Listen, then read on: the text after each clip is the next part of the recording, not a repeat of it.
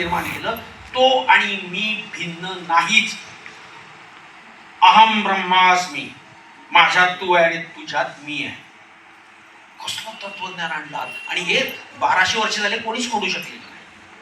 शंकराचार्यांनी जो एक ठाम आवाज काढला ना, खरं म्हणजे नागार्जुन, तो महायान पंथातला, बौद्ध परंपरेतला महायान पंथातला नागार्जुन, त्याचा माध्यमिक शून्यवाद. अरे काय काय तत्वज्ञान.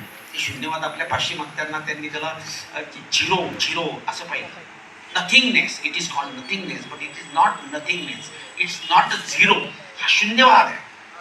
आपला शून्यच वेगळा आहे. ते आकलनच त्यांचं नाही. त्या शून्यवादाची मांडणी जी आहे, माध्यमिक शून्यवादाची, आणि शंकराचार्यांच्या अद्वैताची मांडणी इतकी सारखी आहे की म्हणून शंकराचार्यांना प्रचंड बुद्ध म्हणतात. तुम्ही बुद्ध धर्म देशातून नष्ट करू शकाल, तत्वज्ञानाचं काय ते कोण नष्ट नाही करू शकत.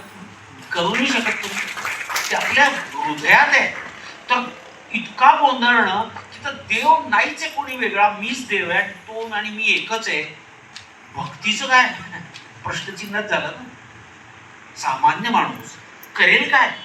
मग त्यावेळेला शंकराचार्य दक्षिणेतून आले, मग रामानुजाचार्य आले, त्यांनी विशिष्ट अद्वैतवाद मांडला की ठीक आहे ना, अद्वैत आहेच पण विशिष्ट आहे. तो आणि आपण एकच असलो तरी काही ना काही त्याच्याने आपल्यात फरक आहे. मग त्याच्यानंतर निंबार्क आला, त्यांनी शुद्ध अद्वैतवाद मांडला. त्या निंबार्कांचं म्हणणं असं होतं की सूर्य आणि त्याची किरणं वेगळी नाही आहेत, पण किरणं वेगळी आणि सूर्य वेगळे आहेत ना. आपण सूर्याला नाही भिडत, किरणांची आपण प्रकाश घेतो, पण सूर्य नसेल तर किरण नाही. असा त्याच्यानंतर हे आले वल्लभाचार्य, त्यांनी अद्वैतवाद मांडला. त्याच्यानंतर ते चैतन्य महाप्रभू, त्यांचा अचिंत द्वैत अद्वैत. अचिंत म्हणजे ज्याचं चिंतनच सामान्य माणूस करू शकत नाही, ते मानवी आकलनाच्या पलीकडे द्वैत अद्वैत अशी मांडणी केली. आणि त्याला वैष्णव वेदांत, वैष्णव वेदांत असं नाव दिलं.